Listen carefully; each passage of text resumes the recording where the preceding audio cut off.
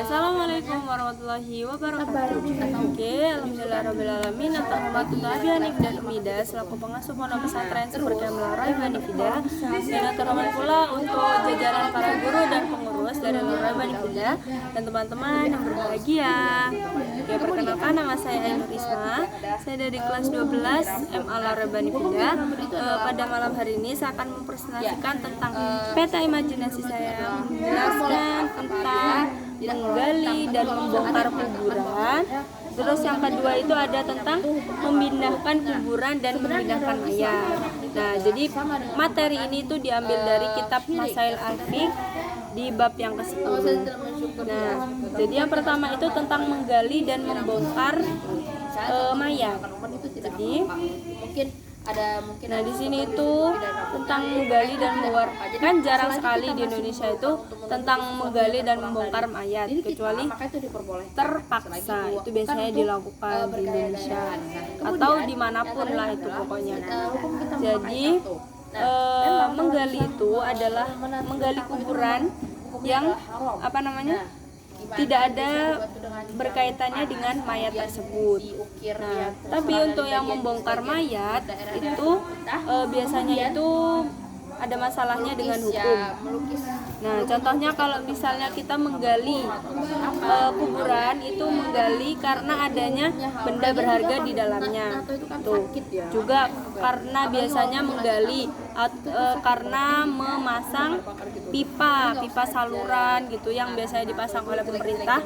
Itu ketika menggalinya itu tepat di kuburan, itu nggak apa-apa menggali kuburan tersebut.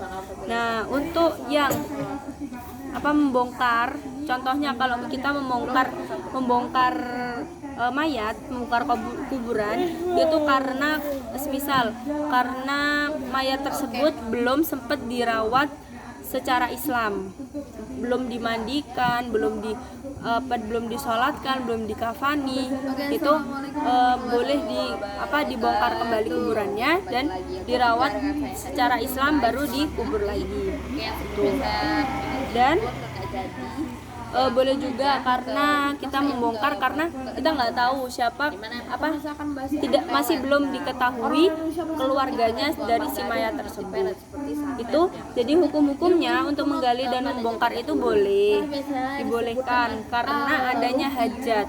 Tetapi kalau semisal tidak adanya hajat itu tidak dibolehkan. Tapi kalau tadi kayak karena mengambil benda berharga, terus untuk memasang pipa gitu, itu nggak apa-apa, diperbolehkan dalam Islam. Terus yang cabang kedua itu tentang memindahkan kuburan dan mayat. Jadi maksudnya memindahkan kuburan dan mayat ini dari lokasi satu ke lokasi lain, itu untuk yang kuburan. Tetapi kalau untuk yang mayat itu karena wasiat atau pertimbangan dari mayat tersebut. Tuh.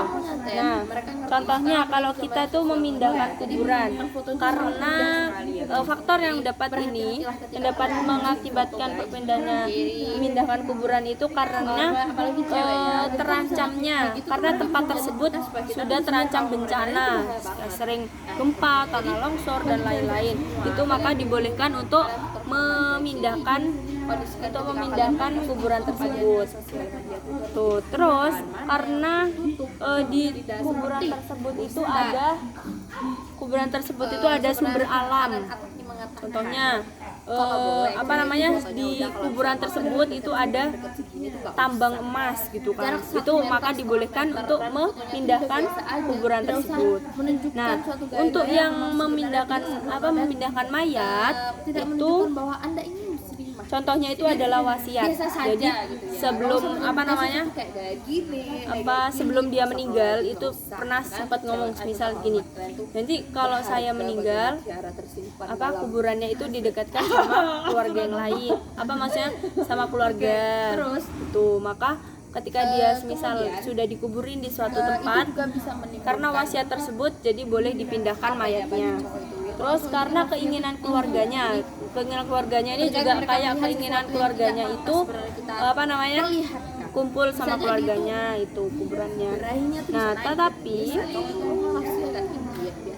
tetapi hukumnya itu bisa menjadi haram karena tidak adanya unsur kemaslahatan, itu bisa haram. Tetapi diperbolehkan oleh Islam ketika tidak menyulitkan orang lain. Tetapi kalau semisal memindahkan tersebut itu dapat menyulitkan orang lain, maka itu diharamkan, tidak diperbolehkan. Oke, mungkin itu saja. Kurang lebihnya mohon maaf. Wassalamualaikum warahmatullahi wabarakatuh. Contoh yang satu ya.